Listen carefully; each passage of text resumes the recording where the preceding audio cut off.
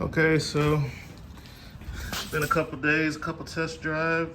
The axle is not leaking, so that seal that I put in seems to be holding well. I drove it again this morning, parked it, adjusted brakes and the hardware. I cleaned this thing up like super clean with degreaser, brake cleaner, rags. It's like super clean. So if any type of leak from anything was under there, I would see it. It's bone dry and dusty. So, and no puddles on the ground. Drained the fluid, filled it, 5 quarts. Now I'm going to do the small filter. And this is a 2015 Nissan Juke SV. On a lot of these transmissions, that filter is like, it's on this side, but on these, it's on this side. On those ones, it's only like one bolt that holds the whole housing in. I guess they figured out that it needed more even compression because this one has the housing for that strainer. They call it a strainer, they don't call it a filter. So if you look it up as a filter, you won't find it. But that strainer is on this side. I call it a filter because it looks like a filter. Let's see what it says on the box. When I was looking into all data, they don't show anything about it. Okay, here it is. It calls it a filter. So this one's a filter, this one's a strainer. There you go. But they call this one a filter too. But in the service manuals, they call this one a strainer. And so this little cartridge filter, I'm going to be changing out, and I'll show you. I'm gonna get the vehicle up on the ramps. We'll get under there. I'll show you where it is. So if you have a 15 model 1.6 liter engine, this happens to be all-wheel drive luxury SL. So if you have this one and you're watching those videos and you don't see it on the side where the electrical connections are, then you probably have a newer one that has the 4 bolts and it's on the opposite side. All right, so let's get it. Yeah, guys, I also wanted to mention, all I did was put the vehicle on the ramp, so we're gonna go under it, I'll show you that thing. But these come folded up in the box. The strainer, this is just a paper filter in this little housing. It has 3 10mm bolts that hold it on there. But the gasket comes in the box. I've had it out, in the heat. And they laid it flat, weighed it down, and kind of let it sit out in the heat of the summer. Well, spring still, but it's hot. And to get it back flat, so when I go to put it on, there's not creases and stuff like that. So that's just something I do.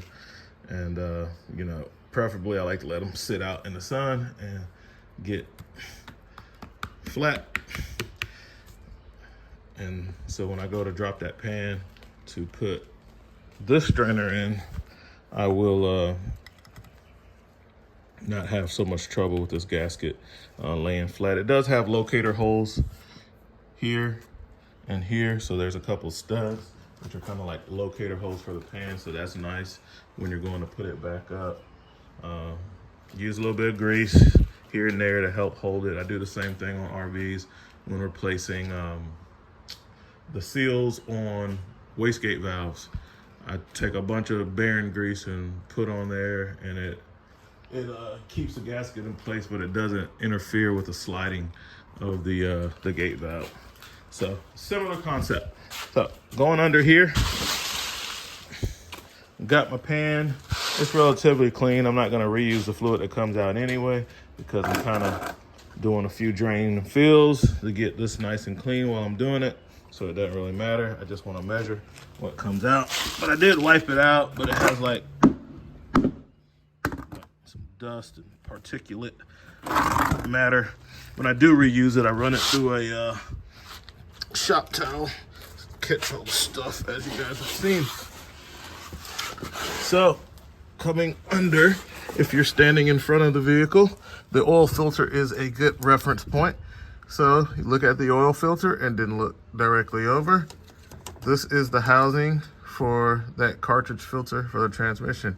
You see you got one bolt here, one bolt there, one in the corner over here, and the other one is way at the top, kind of in the blind. That one, I'm probably gonna have to use a regular ratchet with an extension to get to that last little bolt right there.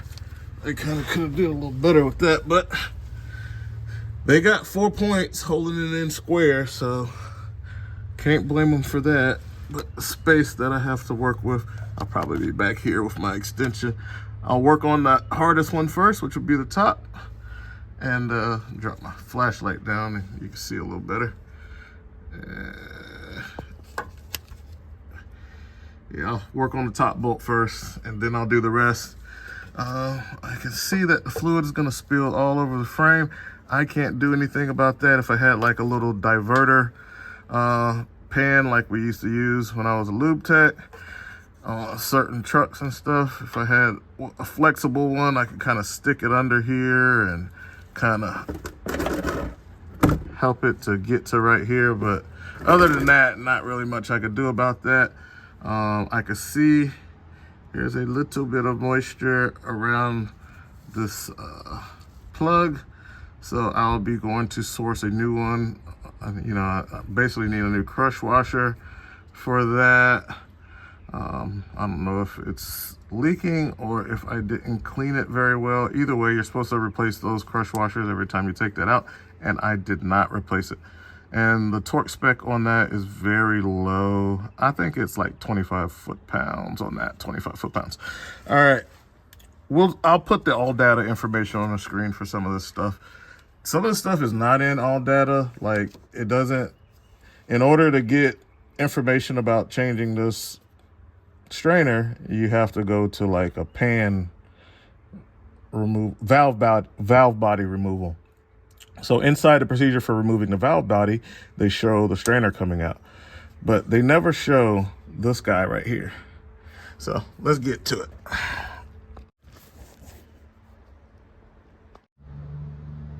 So the tool is pretty simple on this. For disassembly, I do have my power ratchet. I don't think it's gonna fit in the top. And I have a couple of Mac extensions, a couple of Tecton sockets. This short one has a wobble on it, and then of course my snap-on 1/4" ratchet. So we're gonna take that and we're gonna go under there and see if we can get it with this. All right guys, let me show you what I had to use to get that off.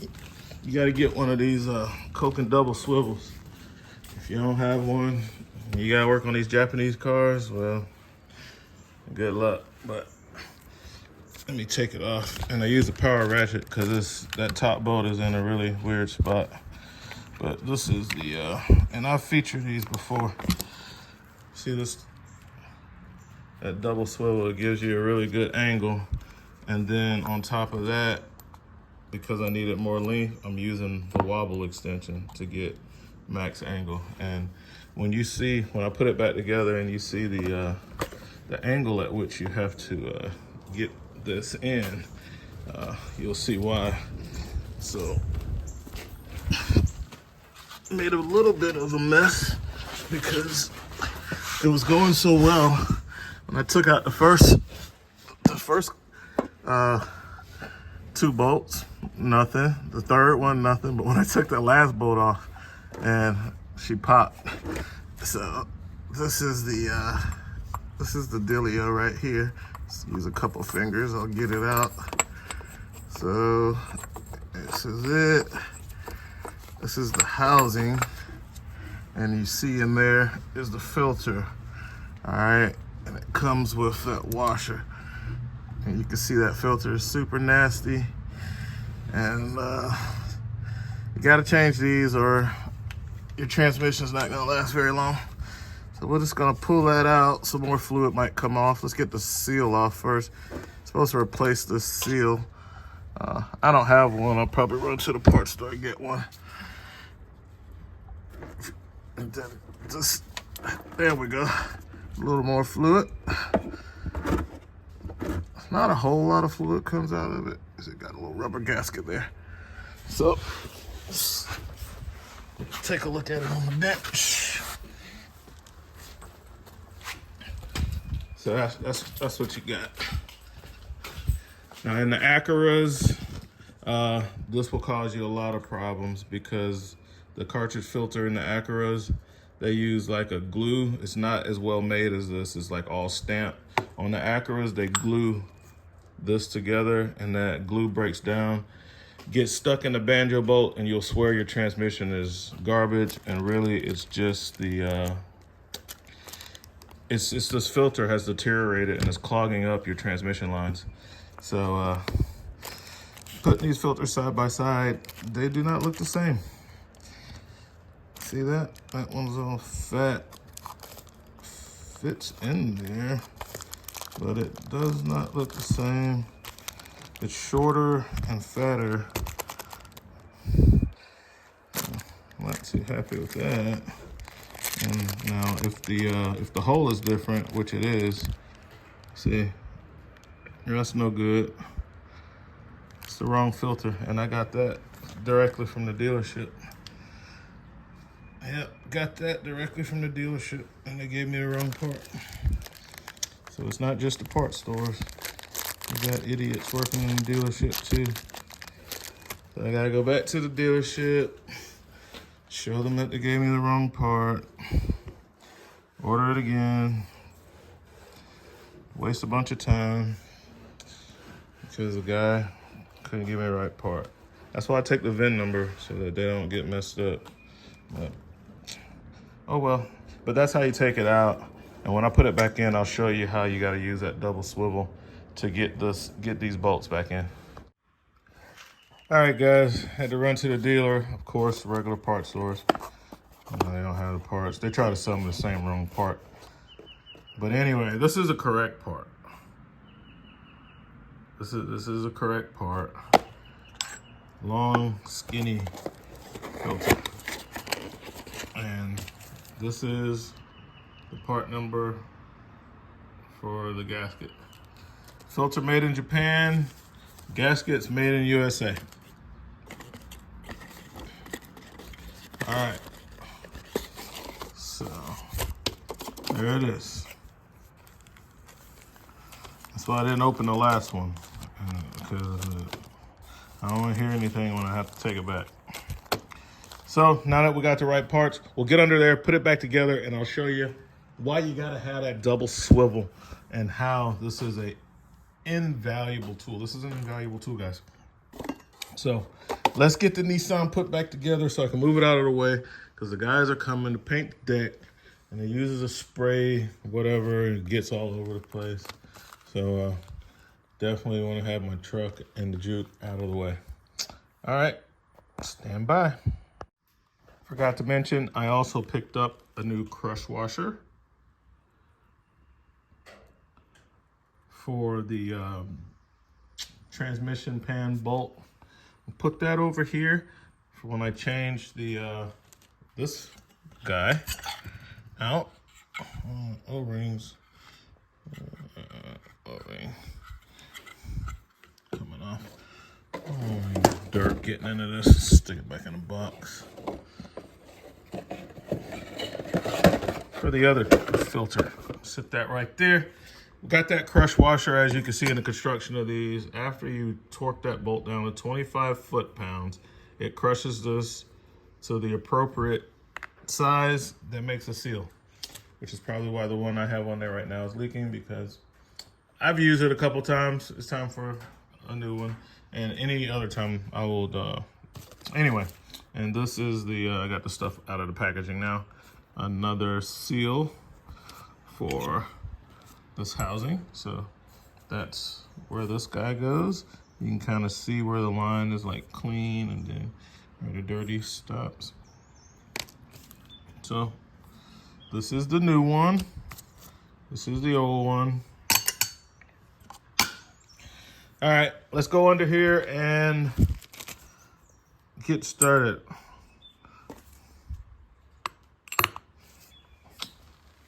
Oh, I gotta put my gloves back on. Okay guys, we're back under the vehicle. And as you can see, there's a little ledge for that seal to sit on. Thank you, Jesus, because it would have been awful trying to keep that lined up while putting the other thing on. So they got, it sits in a little recess, and that gasket goes on super tight. So I had to like push hard and twist, got that on. It was still wet, you know, from some transmission fluid, which was good. And now I'm going to put the housing on. I'm just gonna reach right here, grab the housing. I'm going to note the orientation. Has those numbers on it, 2-1. Well, I know that went to the top. So just fishing that in past the pipe, and then I'm gonna have to twist it because it's not gonna line up right. And I'm trying not to knock that gasket out the whole while I'm doing this. So give me a second. See, the gasket has fell out, and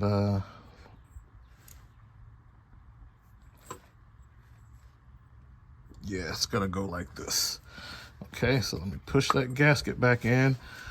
If it falls out again, I'm gonna get some of that dielectric grease and just stick it in there to kind of hold it.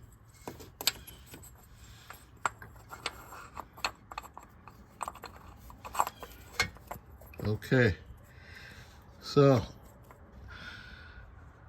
now I'm gonna stop the camera because I need my other hand to start the screws, and then I'll show you the setup with the double swivel.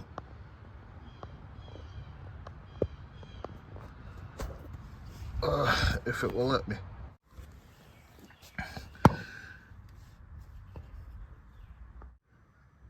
All right, so there's a crazy angle.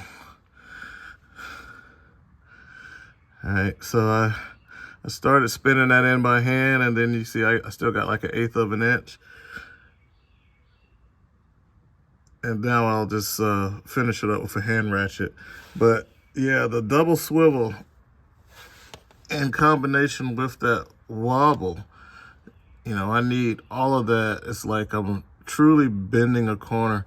And I'll show you what it looks like with my ratchet, how I had to take it off and how I'm gonna put it on the rest of the way. I just use a power ratchet to kind of line it up a bit.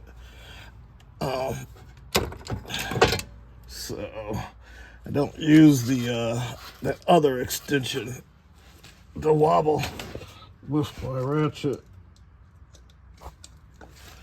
So that's my setup right there. And that double swivel, it just snakes right in there. It just gets you right in there where you need to be at. It wraps right around that, and there's not a lot, you know. Use the best 1/4 inch ratchet you got, because there's not a lot of swing on this when tightening this. But that's what has to be done, and that's what I use to do it. That's why I love those Koken double swivels. And this 80, this 72 too. You know, I gotta get a better. Well, I have some. I gotta use a 92 1/4 inch ratchet. I'm gonna get a better 1/4 inch ratchet so I can get more click, because I could barely get a click on this. And I started it with the power ratchet so it wouldn't just be so loose that it's just moving back and forth. But I don't want to use the power ratchet to tighten it down, because I want to feel, you know, I want to feel it going in easy and smooth, and I don't want to snap the heads off. All right, so here's where I pull out something like a little specialty tool, this Facom 1/4 inch ratchet with a twist handle. I don't have room to swing the ratchet much, but I can get my little combination of my double swivel connector and everything, and I can get it on the head. So once I do that, now I just got to twist it with the handle. So that's what I'm going to use to do that. I took it off with the power ratchet because of that same reason. Now, I can't put it back on with the power ratchet because I don't want to damage it and make sure it's not cross-threaded. All right, so at the end of the day, I just feathered it in with my my ratchet. I just used the trigger control, and you see how I can. This snap-on is a lot easier to control than my Milwaukee, and I was able to, because the twist ratchet didn't have enough power to twist it through the extensions and the angles and the dangles, and this doesn't have enough teeth count to catch it and do it while it's loose. And even after I got it tight enough, this didn't have the swing arc. It's not there in that situation. The little ratchet, it was working. Like, I could spin it using it like a hand ratchet, but it doesn't have enough power in the twist handle to get that in. So at the end of the day, I just took my instead of going full bore, I just feathered it. I just did it like that. You know, that's what I had to do, guys. I took it out and started again because I wanted to make sure the threads wasn't galled up. I loosened all the other bolts, and I did that one first. The hard to get one, the one at the top. So I even went and got one of my Tecton flex heads, and that was working pretty good. But at the end of the day, I loosened the bottom and the side. I loosened those up, kept those pretty loose while I feathered in the top with my ratchet. And I could see when the gap was gone on it to know that it was seated. Definitely don't want to pop those. I didn't want to risk breaking those at all, which is why I didn't really want to use a power ratchet. But it's at such a crazy angle. That one, the rest of them you can get with a ratchet. But you know why? I just feathered them all in with my power ratchet. So now that that's in, didn't lose much fluid. Basically just what was inside the cartridge filter and the, you can see how much it is. It's not much. That ain't gonna hurt nothing. Plus, anyway, I'm gonna be taking all the fluid out when I drop the pan, but I got like campers I gotta fix. So for right now, it's cool. On a next video, we'll do this. I'll go ahead and get this video out to you guys, and then we'll drop the pan. That's pretty straightforward. There's a lot of videos on that, but there were not any videos. I hadn't seen not one video showing this juke, a newer style with the 4-bolt housing and the different filter with this gasket. Didn't see any videos on that, so I want to go ahead and get that out for you guys. So if you have this model juke and you're watching those other videos and you just can't find that filter that they're saying is over here, it's because on this one, it's not over here. That's on the older style. It's a different style. I don't know, maybe it's a different transmission or something. I don't know. But if you got this one, then it's where I showed you. So I'm gonna clean this little bit of stuff up. That was a pretty simple repair. Just took a long time because I had to go get because they gave me the wrong parts. But on the bright side of that, I was able to get the seal that I didn't have, and the crush washer, and Shiano's Pizza, which is pretty bomb, guys, over there in Spring Valley. So I stopped by Shiano's, picked up a sausage, extra cheese, peppers and mushrooms, and it's good to go. All right, that's it for this one. I'll wipe down that pan where I've seen that wetness, where I have not changed the crush washer yet, and I'll see how it is actually dries it. But this thing is good to go. No leaks from the CV axle. That's good. Got, like I said, all that's put back together. Time for a test drive.